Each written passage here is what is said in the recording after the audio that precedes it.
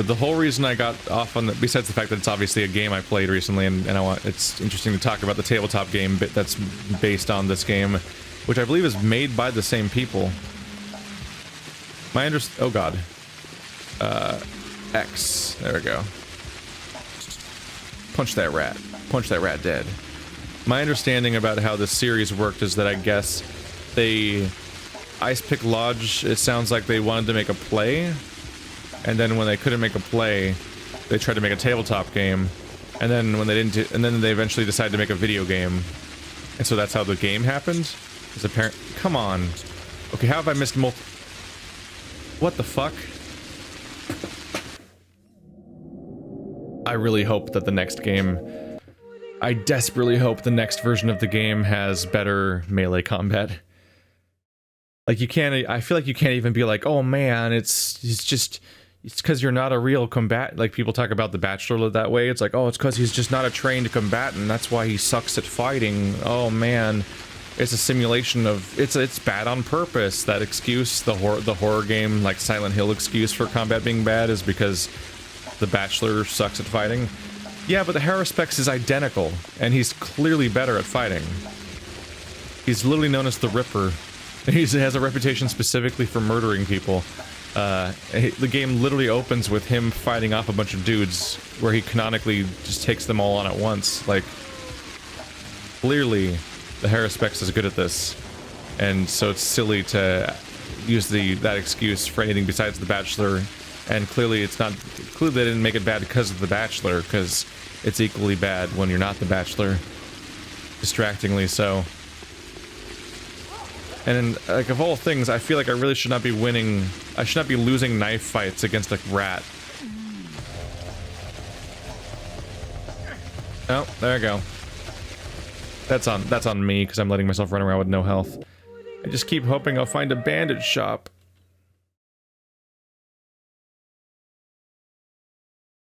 But yeah, like I'm pointing it straight at the rat, and I'm pointing the reticle at the rat. I'm spamming the stab button, and magically I'm not stabbing them. Like, I don't know how you could excuse that. I'm just gonna leave, honestly. Sorry that guy died. Hope that guy doesn't see me. I can't think of any explanation for how I lost that fight just now that makes any sense, honestly. I was pointing the reticle straight at the rat. I was stabbing. I guess the rat has more range than I do? That's the only explanation I can think of mechanically for why it happened. It makes no sense in universe, obviously, but I would assume that's the closest to a... That's the best explanation you can come up with for why it happened in the video game, is that the rat has like a 4-foot attack range, and my knife does not, or something. Because I was pointing straight at him and stabbing, so if that's not hitting him, that means he must not be in range at that point, unless I'm somehow not targeting him correctly. But how am I not targeting him if the targeting reticle is on him? I don't know. It's just weird. Janky ass 2004 game. Yeah, shakes fist.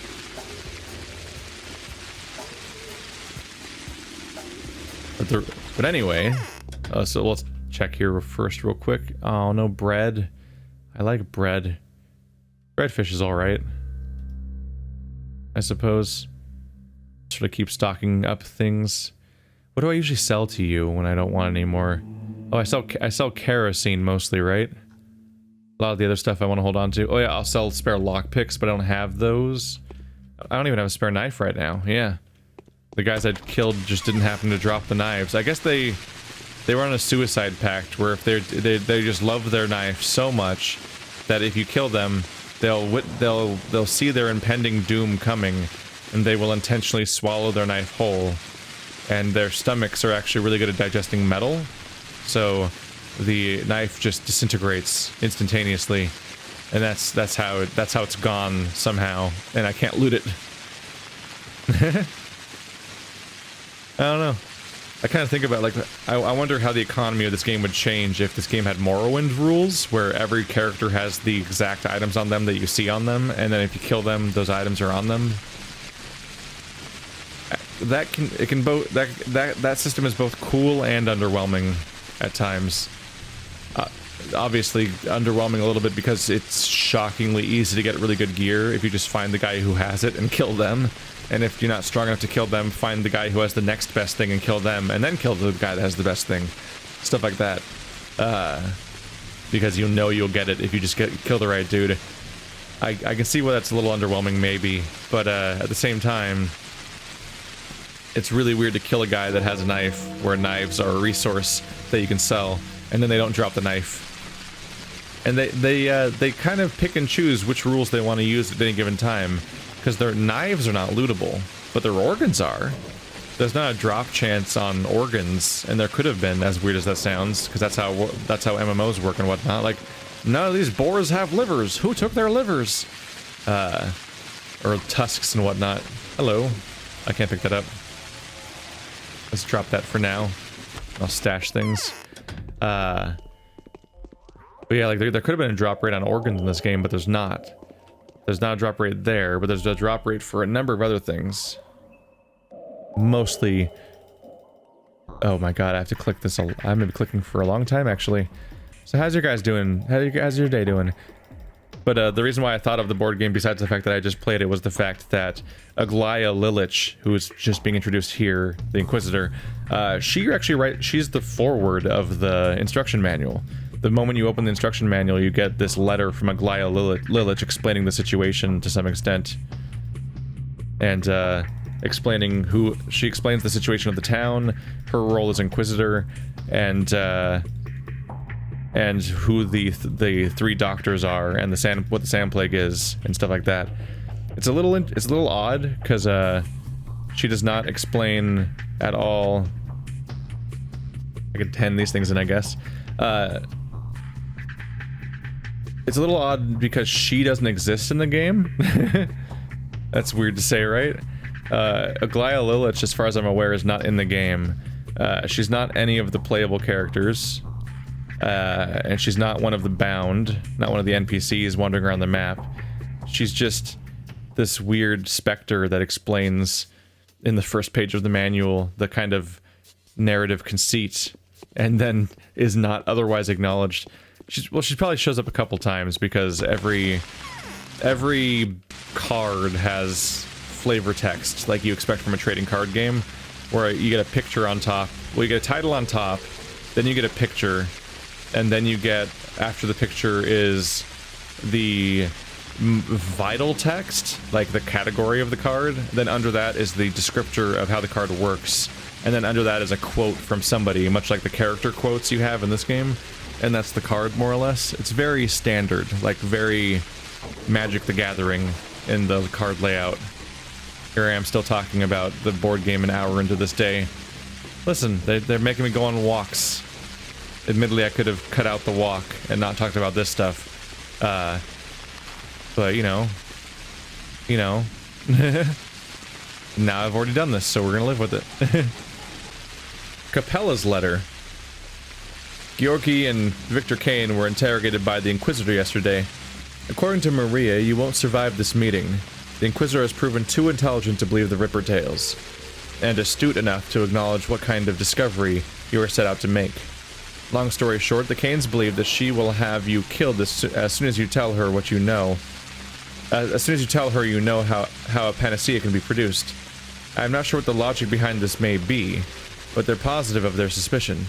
Speaking of panacea, do you really know how to make one? I, for one, would be most pleased if you did. Be very careful with the Inquisitor. She is in charge of the patrolmen now. They follow her orders. V.O., the younger. V.O.?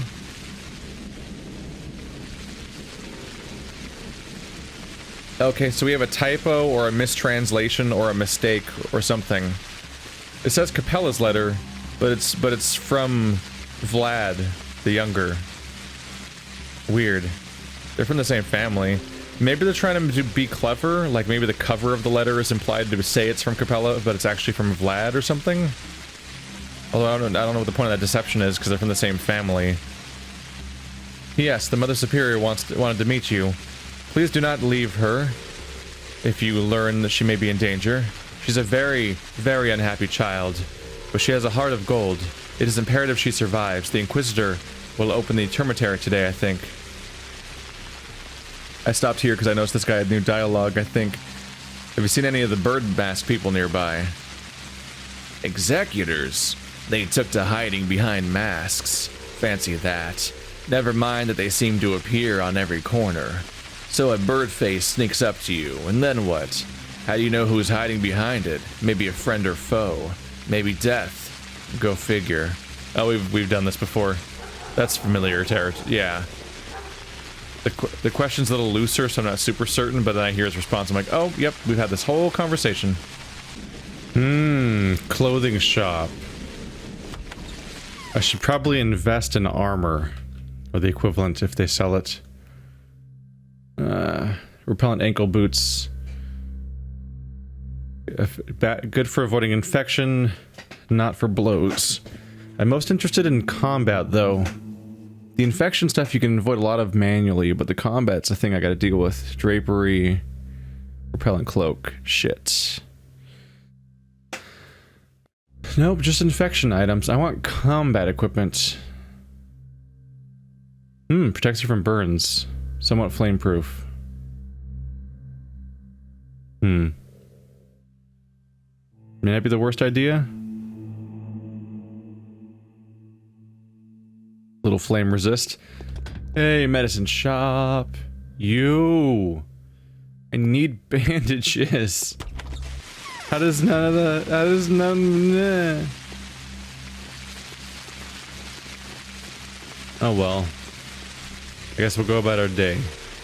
You guys haven't missed much. I mostly just looked around. I'm not used to going to the medical places as the Bachelor. I didn't get nearly as much combat, I guess. It was just the people that were in my way. Also, I feel like there was fewer enemies in zones as the Bachelor. Especially that war zone I saw before. That seemed so foreign to me, how huge it was. I can come here for my coffee. Click, click, click. Basically can't afford to carry those kinds of items around. I mean, you're cheap. I already have a watch in my inventory. I gotta find myself a kid, though. My inventory is getting overstuffed with nonsense items. I'm not getting around the people that trade them with as much as I should. This later half of the campaign makes it way harder to trade items. It was less of an issue with the Bachelor because he had so much space to put all those items in, but with the Haruspex, his inventory is so limited that suddenly it's an issue that I can't carry around the items that I'm finding. Did I miss the door over here? The whole experience trying to find which door actually correlates with the sign. Hey, one more bread. I make a point to buy the bread when I can. You might even say that bread is the winner. I guess I'll go north this time. Why would I do that? You're stupid. Go south. It's longer, and it's more out of the way. But why would you cut through a plague zone on purpose? I'm just trying to get to the termitary. So I think we're getting close to the time. No, not quite. It's not quite time for the Bachelor to get into the abattoir. Yeah, we had our original encounter with the termitary where we're trying, and I think... Was the first day that the Bachelor got there, was it the same day that he was trying to get access to the abattoir? That might have been it. That was like day 8 or whatever. This is day 7, so it'd be 7, 8, 9, 10, 11, 12. So it was 9. Day 9 would be the day that the Bachelor was doing that, because the day ended with him being in serious shit, but then getting saved by the newly arrived military. And that can't happen if that timing doesn't work out. I have nothing for you, wow. Tell me a story. Are you for real? Alright, then here's the story of the Gorkon River and its tributaries. Never mind. I'm pretty sure I've heard this one already. Could be wrong. That's an interesting little balancing mechanic. When they made the board game, they had to remove one of the bridges. These 2 bridges exist, but only these 2 bridges exist. This bridge right here, the one for the railway, just doesn't exist in the board game. because they only wanted 2 ways to get across the river in each direction, because you can only cross the river at a bridge, which makes sense. You got something cool for me? Veggies. I do want to offload this stuff though, because I have way too much of it right now. I specifically grabbed the crowbars to take with me. Veggies though, disappointing. Come on, you want to? There's 3 of you around here. I can check around. One of you's got to sell meat. There we go. 10. Can I get all the way to? I'm really short by 1. How disappointing. All right, well, that's 2 entire slots gone. That's a good start. And I got 1 more fresh meat. Fresh meat.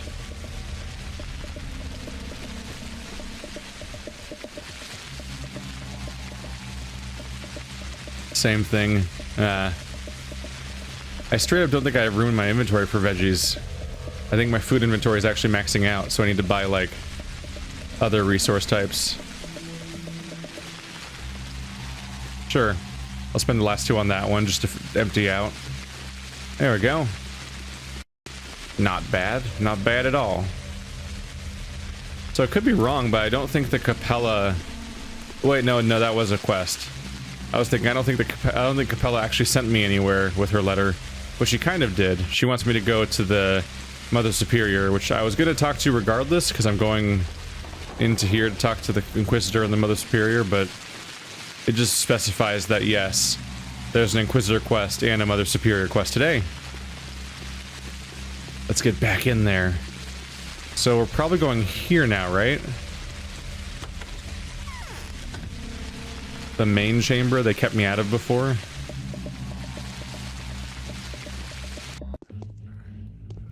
Let's see if anything changes, but in the past this place has been threat-free. No one attacks you, there's no plague, it's just... you just sit here, basically. It is now 11 AM. My poor health bar. I was wondering if Aglaya might be in here. This is where the Haruspex was. He can't be talked to.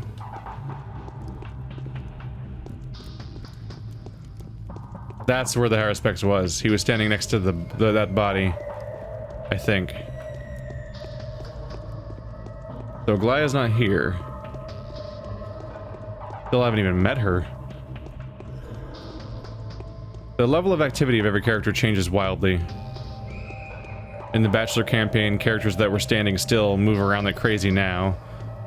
And then characters who are moving around like crazy in the Bachelor campaign, such as the Bachelor, seem to just stand around in the Haruspex campaign. Perception gets weird. It was the glowing, yeah, I think it's the one with all the fire.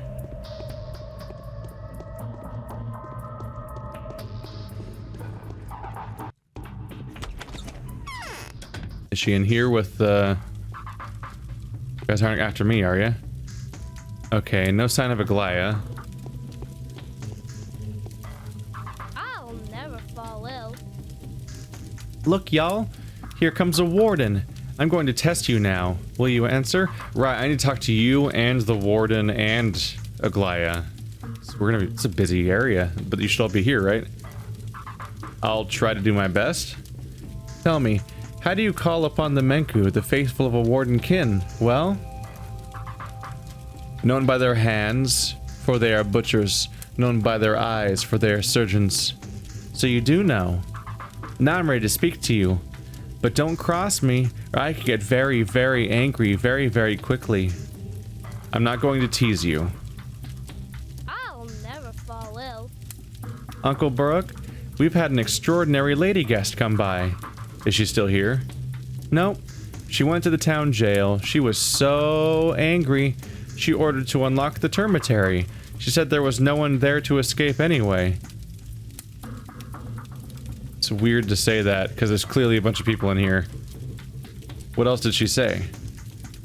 She said she'll punish those who are responsible for this big time. It won't be easy to find out who's to blame, I told her. She'll crack the puzzle, though, I think.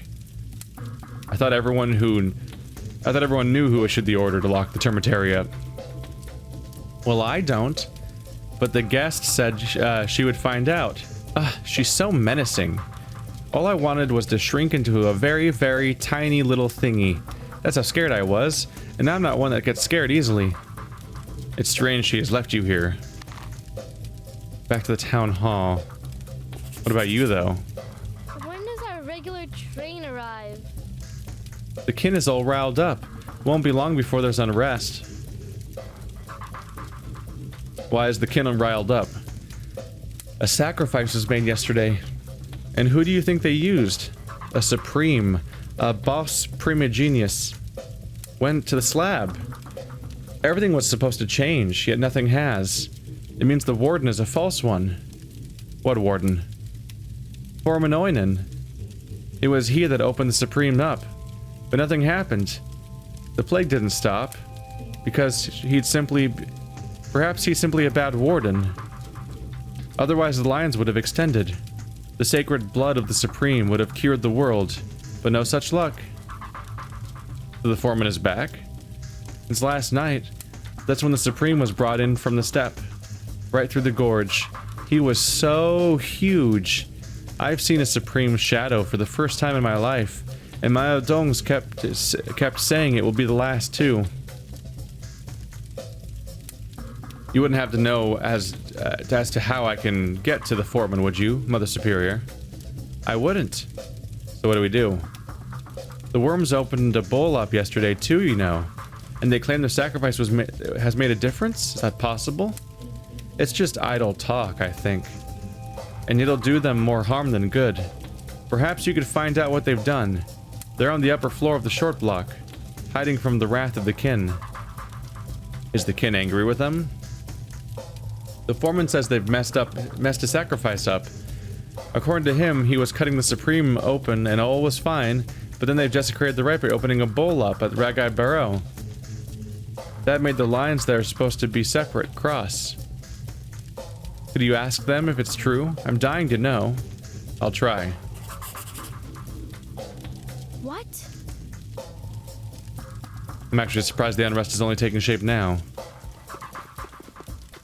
Okay, so the very people that did the ritual for me yesterday are now exiled because the foreman was doing a ritual at the same time and it didn't go well.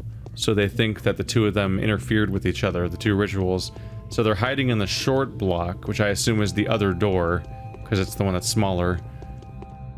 They're hiding in the short block to hide because people are after them or don't think well of them because of what happened. We'll see.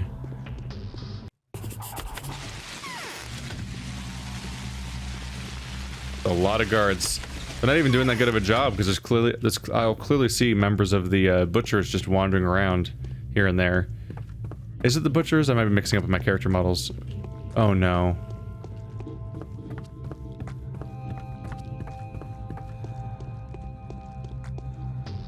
Really? Can you go away?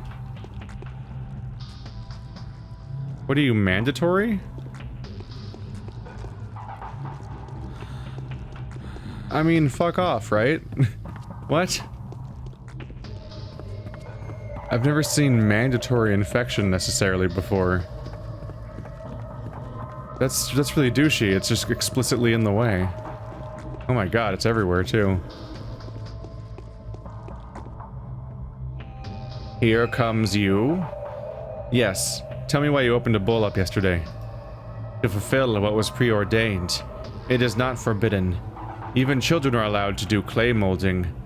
Fill Bos Turok's belly with Suok's gruel, and evil will go. Has your sacrifice made a difference in the world? We've summoned a colossal envoy from beyond. It's unlike us. It's not human. A non-human? The one that we have summoned is destined to restore justice, to fight Suok, to be felled by a warden's hand, to become the true sacrifice. Wait, why are you saying this? Because that's what's written in the Tale of Sons. Their death will achieve what yesterday's one hasn't. The one who we have summoned was needed, and so they have come. We have done a good deed. Could it be the Inquisitor? We do not know. So you haven't desecrated the rite. We would not dare, Oinen. What for? We do not know how. We are doing a good deed. Okay, I believe you.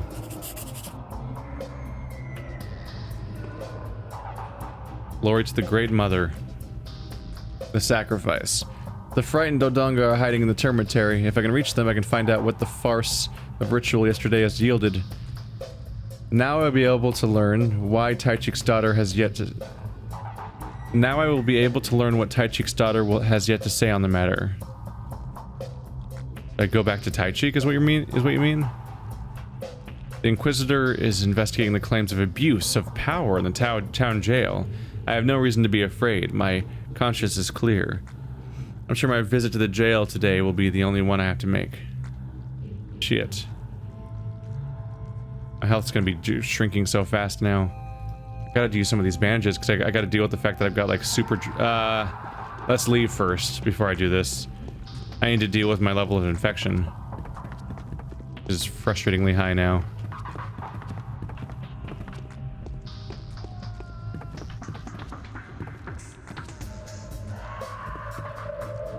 I can't sneak past you, can I? Or can I? Oh. That wouldn't work the other way, though. Just the way down. Alright. I didn't know if I was going to be able to avoid that or not, so I wanted to make sure. I need to take the drug that reduces my infection by a lot. Increased immunity.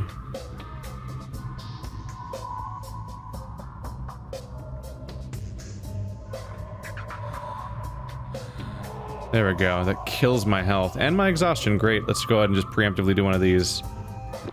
There we go. That'll get health. That'll get exhaustion off the screen, but the health's back on. I need to find bandages. Oh, fuck you. What the fuck? There's a billion guards there. Fuck you. Jesus. What the fuck? This game's such a dick sometimes. Come on, that's like a reaction time of 1 second or less. Why is he? They're always... Okay, they're always here. What? Why? Why are they attacking me? Is there gonna be a story reason? There's so many guards here and they're not fighting them. There's just two... Wow. That's just a fuck you to the player. That's two of them at once. Like, you have no chance of reacting. There we go. But fuck you, game, I can use your jankiness against you, because I can just turn around and go back in the door to despawn them. Because that's a mechanic in this game. That's absurd. Not only do they ambush you with a throwing knife attack instantly, which is like one of the highest damage things in the entire game. It's almost impossible to avoid if you're not ready for it. And it's a ranged attack and everything else. But on top of that, there's another one in the other direction. Two of them at once? Fuck off, man. That's actually absurd. I could have had near full health and still died because it was two of them at the same time. And it's such a damaging attack.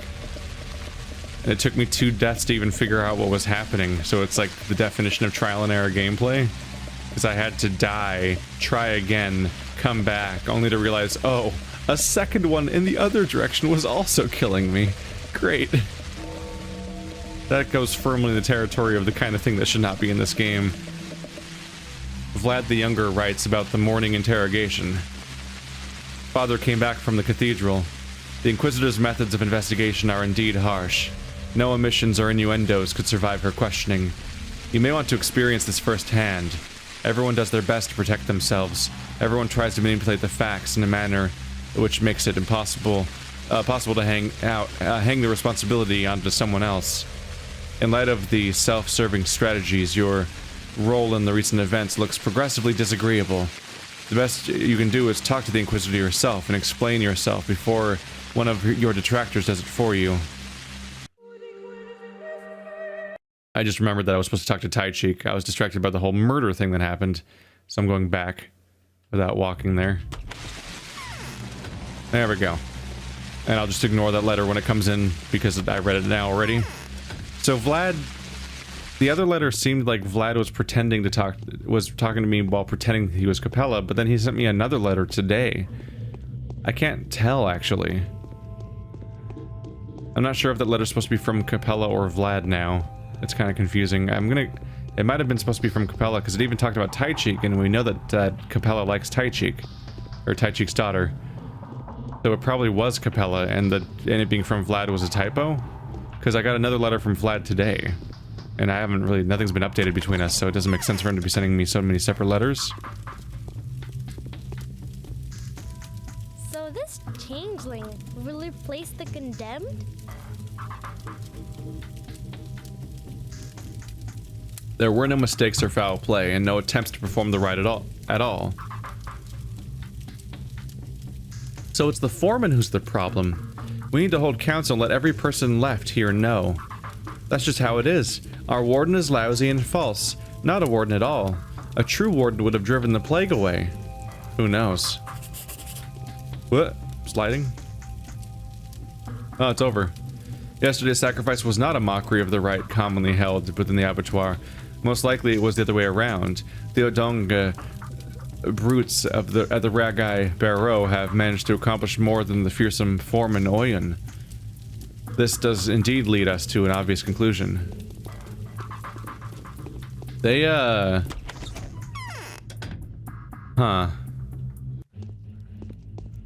I mean, I guess she's a child. So it's not that surprising that, she might just be easily swayed or something, but like, that we're talking about literal, like pretty much exactly like a he says, she says situation where just like a thing was said and then they're like, nuh-uh, and like, well, I guess that's proof.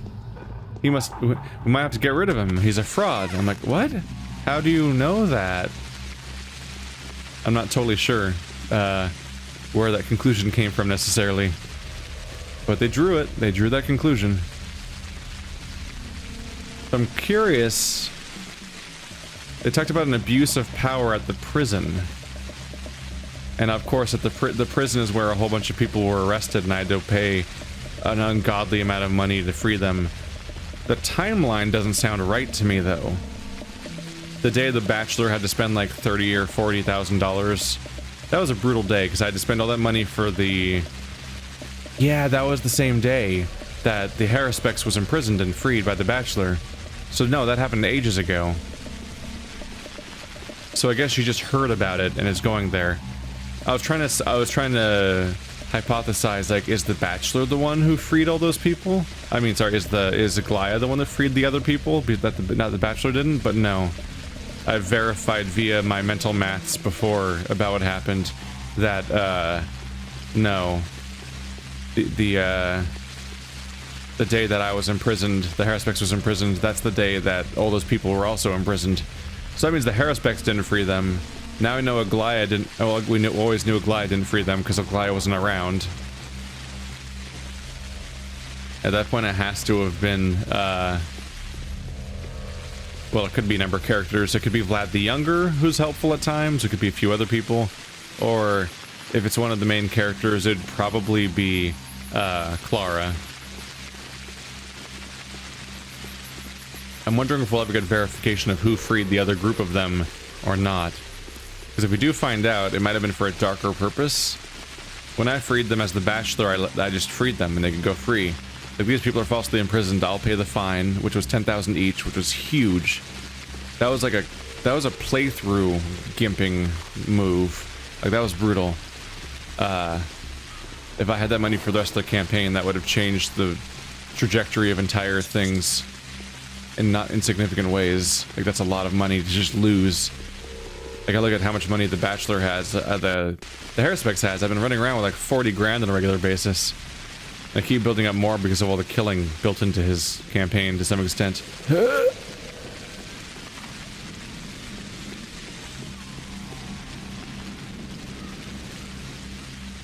Another clothing store. I could check. I want to get defensive equipment because I die so quickly during combat, and I need something to offset all of the bandage costs. So I can pay money to repair the armor. Nope, disposables are useless. Ankle boots, jack boots. Provides little protection against blows and dog bites. Whereas this one does no protection.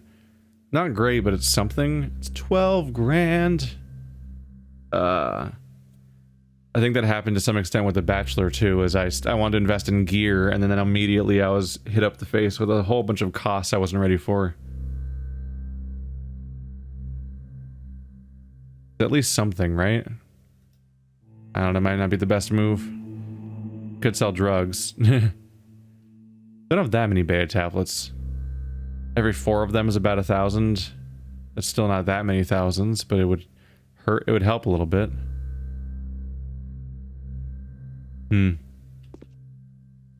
I just hope for more of those drops that would help.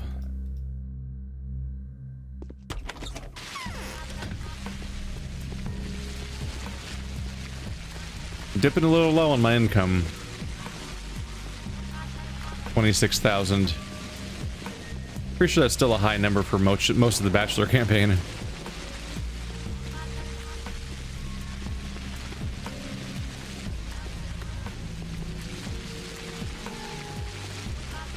There are not a lot of medical places. Okay, hi. I'd like to hear about your abuse of power situation. Sure, there's a lot of corpses you got in here.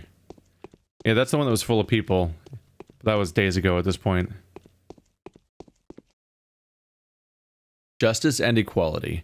These are the principles that a law emissary of the powers that be follows. Are you sure? The government inquisitor will conduct a swift investigation, find the culprits, and make a public example of them. Rightly so, if you ask me, sir. Which culprits? Hundreds of crimes have been committed here recently. I mean this jail, sir. There's been a mass imprisonment of innocent townfolk. Senseless violence, unlawful methods, criminal negligence that led to the contamination of a cell and numerous deaths. The culprit must be punished. And here I thought it's you, and the likes of you, that are actually guilty of unlawful violence. Not by choice, sir. We were acting under direct orders, sir. We were not ordered to think, sir. You are one philosopher, mate. Where's the Inquisitor? I ain't no mate of yours, and stop with the snarling. You ain't my boss. You cooked your own goose, and now you're making fun of an honest patrol person? Calm down, will you? Where's the Inquisitor? Her Excellency has left that leech of a usurer's hideout to leech of a usurer's hideout to interrogate him. The one that was at the root of all that arson mess. Well, they'll fashion him with hempen cravats now. Arson is bad, mate. Aren't you fierce? The Hunchback. We're going back to the Hunchback after all.